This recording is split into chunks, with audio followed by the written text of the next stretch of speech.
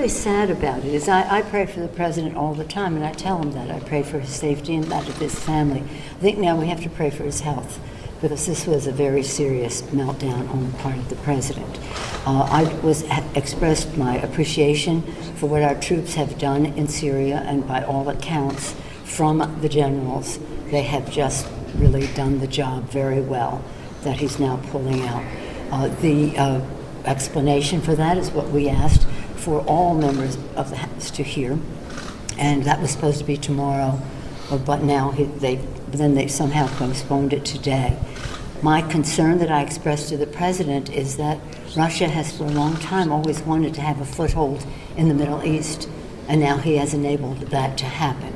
And I have concerns about all roads leading to Putin, whether it's a foothold in the Middle East, whether it's placing in doubt any military assistance to Ukraine, which is to the benefit of Putin, whether it's placing in doubt our commitment to NATO, Article 5, which again, all roads lead to Putin. The list goes on and on. That seemed to have angered the president.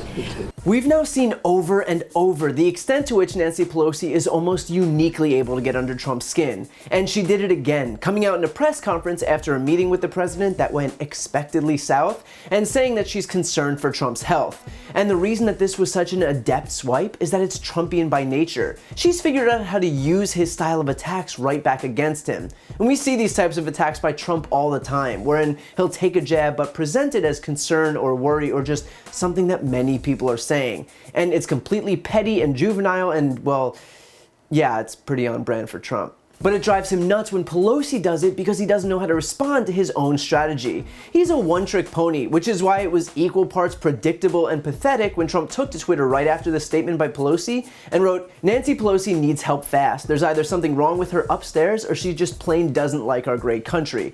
She had a total meltdown in the White House today. It was very sad to watch. Pray for her. She's a very sick person." There's no better evidence that Nancy Pelosi knows exactly how to deal with Trump than the fact that all he could do was take her swipe and repeat it. He didn't even try to change any of the words, but instead just said the exact same thing back to her. And bear in mind, this is strikingly similar to the last time that Trump was pressed by a powerful woman that he didn't know how to deal with. Well, that's because he'd rather have a puppet as president of the United States. No puppet. And it's pretty clear. You're the puppet. It's pretty clear you won't admit that the Russians.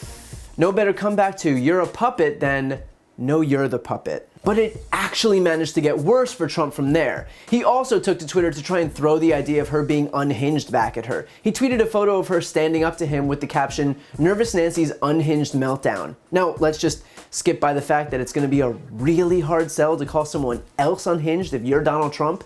Half of his presidency has been spent tweeting angry, all caps locked responses to Fox News reports. I'm not saying it's impossible.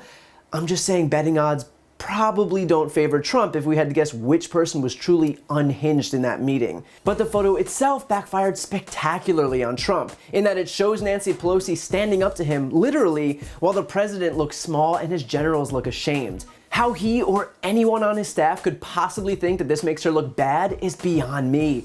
I mean, this photo is so perfect for Nancy Pelosi that she could have made this into her banner photo on Twitter. And, well, that's exactly what she did, which I'm certain only incensed the president even more. And look, despite the theatrics here, the honest truth is that Trump very much doesn't seem in control, and he's doubled down on his decision to continue to try and conspire with foreign nations to interfere in our election, having now reached out to Ukraine, China, the UK, Australia, and Italy.